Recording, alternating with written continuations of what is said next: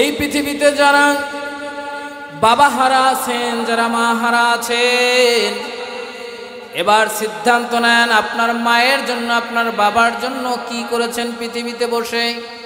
রাসূল কারীম সাল্লাল্লাহু আলাইহি ওয়াসাল্লাম বলেছেন, কোন পিতা মাতার জন্য যদি যুবক জুমার দিন নামাজ আদায় করে কবরস্থানে যায়, কবর জিয়ারত করে, একবার সূরা ফাতিহা পড়ে, তিনবার সূরা ইখলাস পড়ে, আল্লাহর দরবারে দোয়া করে, আল্লাহ রাব্বুল আলামিন সন্তানের চোখের পানি গাল বরাবর আসার আগেই আল্লাহ রাব্বুল আলামিন তার দোয়া কবুল করে নেয়। একদিন ইমামে আজম আবু হানিফা রহমাতুল্লাহি আলাইহি তিনি রাস্তা দিয়ে হাঁটা শুরু করলেন। হঠাৎ করে দেখলেন একটা কবরের মধ্যে শাস্তি হচ্ছে। আবার কিছুদিন পর আবার হাঁটছেন, দেখলেন কবরের ভিতরে শাস্তি নাই। এবার খবর নিলেন কি হচ্ছে।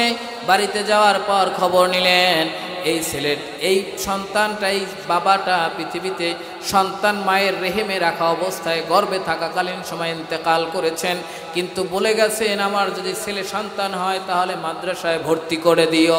আজকের ছেলেটা মাদ্রাসায় গিয়েছে, আলিফ বা তা পড়া শুরু করেছে।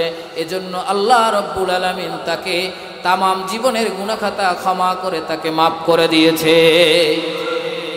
ও ভাই, তোমার মা তোমার বাবা কত কষ্ট করেছে এটা দেখার জন্য বেশি দূরে যাওয়ার প্রয়োজন নাই।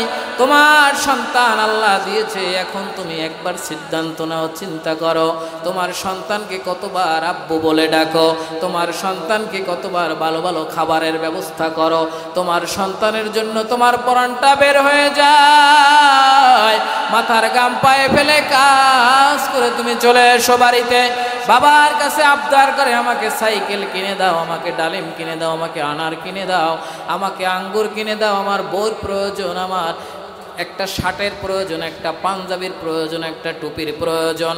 ওই মাথার গাম পায়ে ফেলে কাজ করা মানুষটা তাড়াতাড়ি গোসল সেরে তাড়াতাড়ি একটা জামা কোনো রকম গায়ে দিয়ে দৌড়িয়ে বাজারে যায় সন্তানের আবদারটা পূরণ করার জন্য।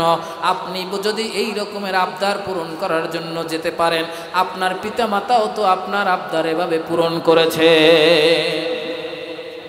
বেশি দূরে যাওয়ার প্রয়োজন নাই। যারা বিবাহ করেছেন, যাদের ছেলে মেয়ে হয়েছে, তারাই বাসায় গিয়ে দেখেন যে স্ত্রীর জন্য আপনি পরাণটা বিলীন করে দেন, যেই সন্তানের জন্য আপনার পরাণটা বিলীন করে দেন, এই রকমের আপনার বাবা মাও তো আপনার জন্য চেষ্টা করেছে, সাধনা করেছে, কষ্ট করেছে।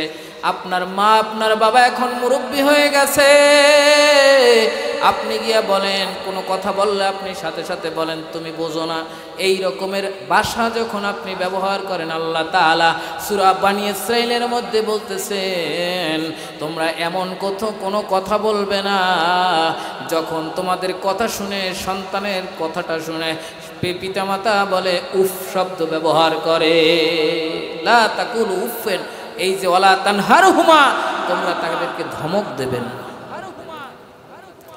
আমরা তো ধমক দিয়ে দেই। একবার মনরে বোঝান, এই মা যদি চলে যায় আর পাওয়া যাবে না, এই বাবা যদি চলে যায় আর পাওয়া যাবে না। আমাকে একজন নির্বাচন অফিসার একদিন বলেছেন যে হুজুর, আমার মা যখন বেঁচে ছিল, আমার বাবা বেঁচে ছিল, আমি প্রত্যেকটা মাসে তাদের জন্য 10,000 টাকা খাদ্য হিসেবে বরাদ্দ করে দিতাম, অর্থাৎ দিয়ে দিতাম। আমার মায়ের টাকার খাবারের জন্য, আমার বাবার খাবারের জন্য, যেহেতু আমি বাড়িতে থাকতে পারতাম না, প্রশাসনিক কাজের জন্য দায়িত্ব হিসাবে আমি দূরে যেতাম, আমি অন্য এলাকায় চাকরি করতাম। আমার বাড়িতে আমার ছোট ভাই আছে, তাকে আমি টাকা দিয়ে বুঝ দিয়ে দিতাম, বলতাম মা এবং বাবার কি প্রয়োজন এগুলা তোমরা দিয়ে দিও। হুজুর, আপনাকে আল্লাহকে সাক্ষী রেখে আপনার কাছে বলতেছি, যেই দিন আমার বাবা এবং মা মারা যায়, এই যে 10,000 টাকা প্রতি মাসে দিতাম, এই 10,000 টাকা আর কোনোদিন আমার আয়ের ভিতরে হয় না। আয় ঠিকই হুজুর হয়, কিন্তু এই 10,000 টাকা তো আমার থাকা উচিত, কিন্তু আমার থাকে না।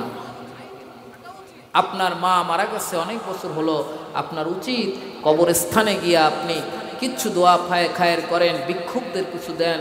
এইখানে যদি ইয়াতিমখানা থেকে থাকে, মিসকিন গরিব অসহায় যারা ফ্রি খাবার খেয়ে থাকে, একবেলা খানা তাদের সাথে এসে খান।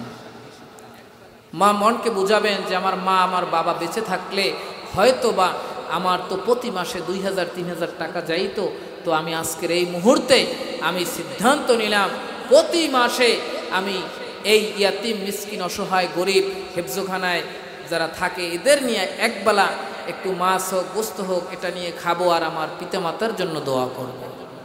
অনেকে বলতে পারেন হুজুর পরের দোয়া দিয়ে কাজ হয় না। আজকের একটা কথা শুনুন যে আপনি এই যে পরের দোয়া দিয়ে কাজ হয় না বললেন, আপনি তো নিজেও দোয়া করেন না। আপনারা বুকে হাত দিয়ে বলতে পারেন যে আপনার মা মারা যাওয়ার পর আপনার বাবা মারা যাওয়ার পর প্রতিদিন আপনি সকাল এবং সন্ধ্যা আল্লাহর দরবারে দোয়া করেছেন? বলতে পারবেন?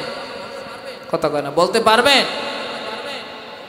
কিন্তু এই যে মাদ্রাসা মসজিদ এরা কি করে মোনাজাতের সময় কি আপনার আব্বা আম্মার বাদ দিয়ে দেয়? বলে তারা বলে যে অত্র এলাকার মুরব্বিয়ানে কেরাম, তো আপনাদের জন্য ওলামায়ে কেরামরা এত কষ্ট করে এত কিছু করে, তো আপনারা কি করেন তাদের জন্য? তাদের সাথে একটু একবেলা ভালো খাবারের ব্যবস্থা করে দিবেন, একসাথে থাকবেন। এগুলা করলে কি হবে? মুহাব্বত পয়দা হবে। নবীজি আলাইহিস সালাতু ওয়াস সালাম বলছেন, কুন আলেমান আও মুতাআল্লিমান আও মুস্তাইমান আও মুহিব্বান ফালা তাকুন খামিস। তোমরা আলেম হও, যদি আলেম না হতে পারো আলেমের খেদমত করো, যদি আলেমের খেদমত না করতে পারো আলেমেরকে মহব্বত করো, যদি আলেমকে মহব্বত করতে না পারো ফালা তাকুল খামিস, 5 নাম্বার হইও না ফাতহলেক, তাহলে তোমরা হালাক হয়ে যাবে। يدخلكم جنات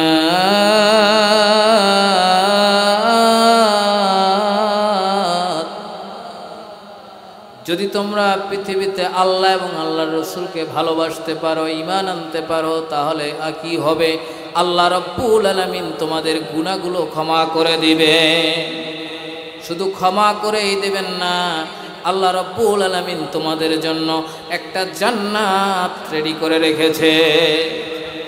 জান্নাত কাকে বলে? শান্তির জায়গা জান্নাত। একটা জান্নাত হাদিসের মধ্যে এসেছে, যিনি ছোট্ট জান্নাত পাবে, অর্থাৎ সবচাইতে যিনি নরমাল জান্নাত পাবে, এই পৃথিবী যা দেখেন 10টা পৃথিবীর সমান, তাকে সেই পরিমাণ শান্তির ব্যবস্থা করে দেওয়া হবে। আল্লাহ রাব্বুল আলামিন বললেন যে জান্নাত যখন তোমাকে দেওয়া হবে, জান্নাতের ভিতর থেকে তাজরি মিন তাহতিহাল আনহার, তোমাদের জান্নাতের তলদেশ দিয়া ঝর্ণা প্রবাহিত হবে। তো জান্নাতে আমরা যেতে চাই, কে কে বলেন তো? নারায়ে তাকবীর। জান্নাতে যেতে চাই বলেন? সবাই জান্নাতে যেতে চাই? সবাই জান্নাতে যেতে চাইলে হাত এভাবে করে রাখেন। আজকের বলেন আমার সাথে সবাই, আমরা ওয়াদা করতেছি, হে মহান রব, আমাদের জীবনে অসংখ্য অগণিত গুনাহ হয়েছে, এই মাহফিল থেকে আমরা আপনার সাথে ওয়াদাবদ্ধ হইতেছি, আমাদের জীবনে জানা সত্ত্বে আর কোনো গুনাহ করব না। আপনার সূরা ফুরকানের 70 নম্বর আয়াত 77 নম্বর আয়াতের মধ্যে আল্লাহ তাআলা বলে দিয়েছেন, এই রকমের যে ব্যক্তি তওবা করবে এবং ফিরে আসবে, আল্লাহ তাআলা তাকে ক্ষমা করে পিছনের তামাম জীবনের গুনাহগুলোকে কামা ইউবাদদিলুল্লাহু সাইয়্যাতিহিম হাসানা, নেক দ্বারা পরিপূর্ণ করে দেবে। বলুন না সুবহানাল্লাহ। আল্লাহ তুমি আমাদের গুনাহগুলোকে ক্ষমা করে নেক দ্বারা পরিবর্তন করে দাও। আল্লাহ এই মুহূর্তে তুমি আমাদের সবার আমলকে সহজ করে দাও, আমিন। আমার বলার যতটুকু দায়িত্ব ছিল আমি বললাম। আল্লাহ তাআলা যেন আমাদের সবাইকে পারপার দেশে যাওয়ার তৌফিক দান করে, বলেন আমিন। এখন দোয়া হবে, চক্ষু নিম্নগামী করে দিয়ে আমরা আল্লাহর দরবারে দোয়া করি। আল্লাহুম্মা আমিন। রব্বানা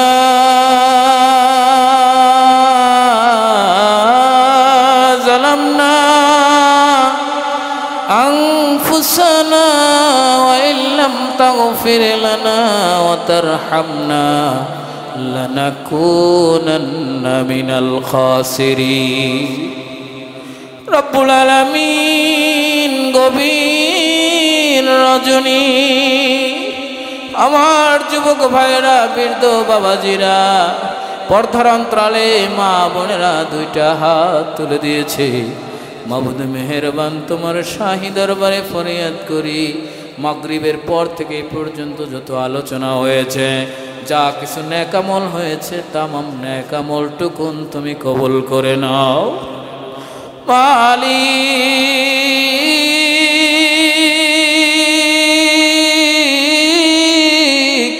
আমরা তো কোনো গানের পিছনে ছুটি নাই, আমরা তো কোনো ড্যান্সের পিছনে ছুটি নাই।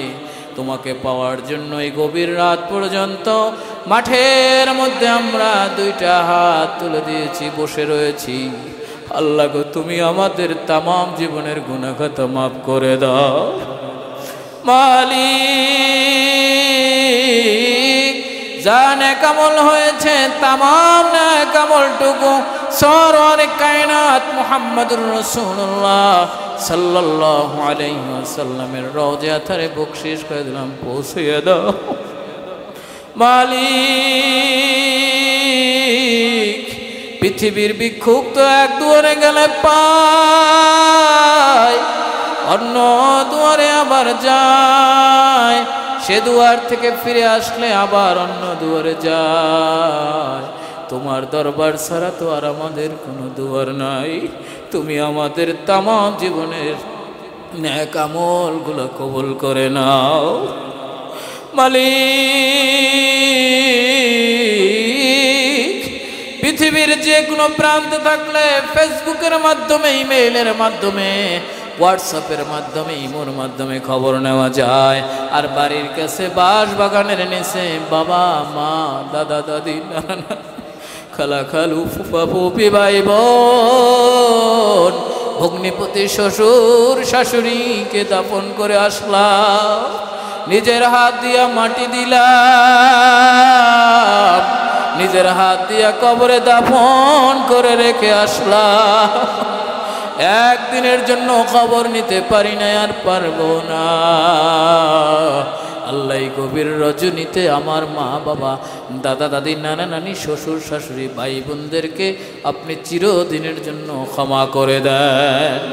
আল্লাহ, মাদ্রাসা মসজিদকে আপনি কবুল করে নেন। আল্লাহ, মাদ্রাসার সভাপতি, সম্মানিত সুযোগ্য সভাপতি আল্লাহ ফজল হক সাহেবকে আপনি দিনের জন্য কবুল করে নেন, তার হায়াতে কুল্লিয়া দান করে দেন। আল্লাহ, আমরা তো গুনাহ করেছি, গুনার বোঝা এখন পাহাড় সমতুল্য হয়েছে। হাতে ধরে ধরে, মুখে বলে বলে, কানে শুনে শুনে, নফসে মারার ধোকায় পড়ে, শয়তানের ওয়াসওয়াসায় পড়ে, বন্ধুদের ফেরমে পড়ে, বয়সের ফেরমে পড়ে, টাকার লোভে পড়ে, সম্পদের মোহে পড়ে যত গুনাহ করেছি, আপনি আমাদের তামাম জীবনের গুনাহ খাতা মাফ করে দেন। আল্লাহ, আমাদের সবাইকে হযরত ওমর, হযরত আবু বকর, হযরত উসমান, হযরত আলীর কাতারে নামগুলা লিখে নেন। আল্লাহ, আমার মাঠের বাবাদেরকে আপনি দিনের জন্য কবুল করে নেন। আল্লাহ, সবার সংসারের মধ্যে খাস রহমত বরকত নাজিল করে দেন। আল্লাহ, এই যে খবরটা প্রশ্ন মাদ্রাসার খাদেম, আল্লাহ তার ওয়াইফ অসুস্থ, আল্লাহ তাকে শেফায়ে আজেলা কামেলা দান করে দেন। আরও একজন মুরব্বী দোয়া চেয়েছে তার কোরআন তেলাওয়াতের জন্য, আল্লাহ তাকে কোরআনের খাদেম হিসেবে কবুল করে নেন। মালিক, এই মাহফিলের জন্য যারা টাকা দিয়ে, সময় দিয়ে, শ্রম দিয়ে, বুদ্ধি দিয়ে, পরামর্শ করে আল্লাহ যারা খেদমত করেছে, আল্লাহ সবার খেদমতকে আপনি কবুল করে নেন। এই খেদমতের উসিলায় আল্লাহ আপনি ইয়াউমুল কিয়ামতের দিনে আরশে আজিমের নিচে ছায়া পাওয়ার তৌফিক দান করে দিন। মালিক, মাঠের মানুষগুলো এখানে টাকার জন্য আসে নাই, খাবারের জন্য আসে নাই, শুধু ক্ষমা চাওয়ার জন্য এসেছে। আল্লাহ, মাঠের মানুষদেরকে আপনি ক্ষমা করে দেন।